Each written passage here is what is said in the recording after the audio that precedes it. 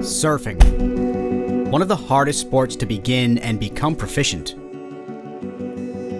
With or without help, it's a struggle to become the water expert, wave forecaster, and ultimately surfer that you've set out to become. The waves don't stop crashing on you, literally and metaphorically.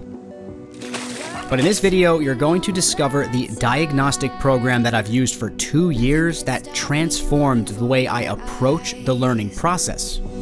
You could just wing it for most of your surfing career like I did, or you can start off the right way and catapult your improvement, which ultimately makes you enjoy your time in the water that much more.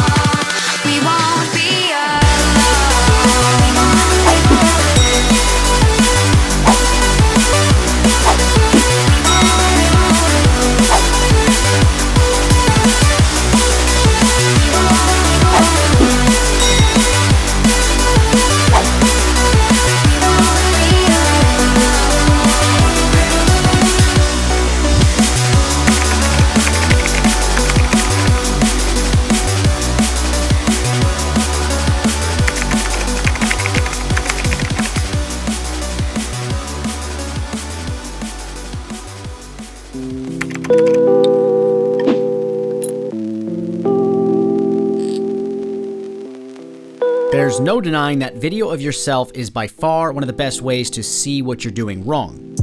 But you may say to yourself, I have no one who could film me. This is most likely not true. So many people have cameras these days, you just have to put the effort in to find somebody. See if you have a friend or family member with a camera, treat them to lunch in exchange for an hour of filming. You can try and find a fellow surfer with a camera on a local Facebook group and you can take turns filming each other. Search Instagram for a local surf videographer, and if you have the means, you can hire them. Do anything you can to get just one session of filming in, because one session can keep you busy for months. So once you get some footage, what's next?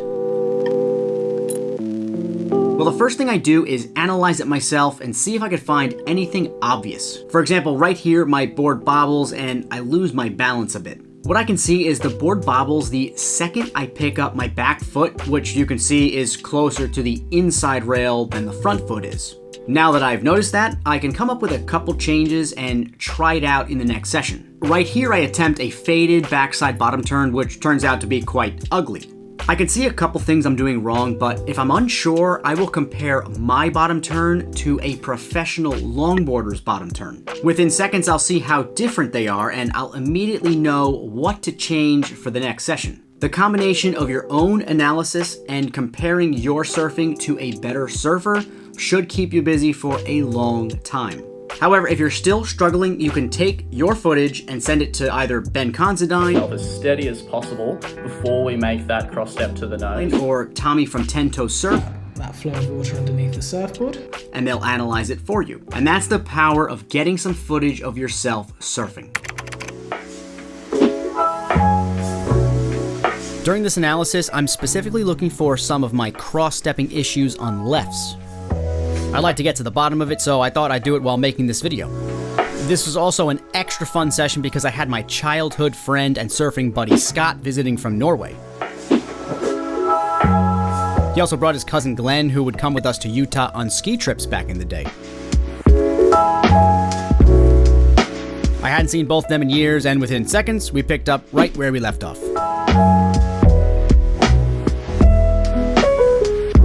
In New Jersey, for whatever reason, we get mostly rights. This typically makes goofy footers like me good at rights, and it makes regular footers hate backside waves. However, today I got lucky and was able to catch a ton of lefts.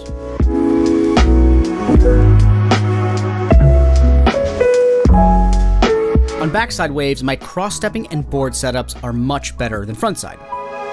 What I'm trying to do right now is figure out why exactly. Let's look at the two waves that we just saw again and see if you can notice the difference between the setup for the nose ride.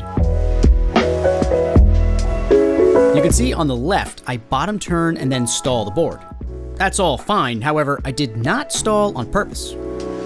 I'm noticing that on most of my lefts, I tend to lean so far back that I end up stalling.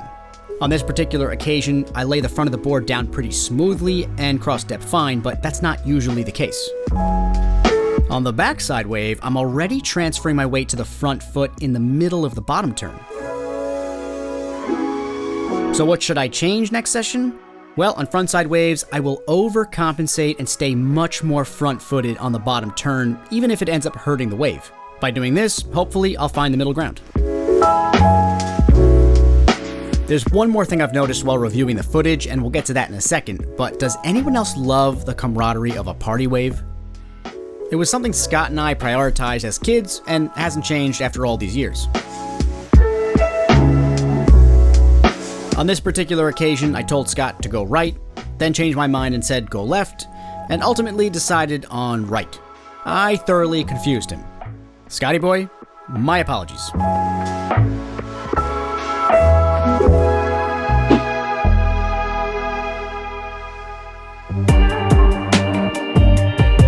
When I think of cross-stepping stability on lefts, I always look back at this wave I caught a while ago. It was probably my most stable board setup to cross-step in my life. I'm sure there were many factors at play, but one thing I noticed is how much my shoulders open up after the bottom turn. I took that knowledge out with me this session, and opening up my shoulders helped quite a bit on some of these lefts and just felt much more natural. Keep it hushed now, come on the ground, everybody's looking for you now. It's something I have to explore a little bit more, and I think I'll make my next video about that. And they're hunting you down in your own town, they're trying to chase you out, and who knows what you've done.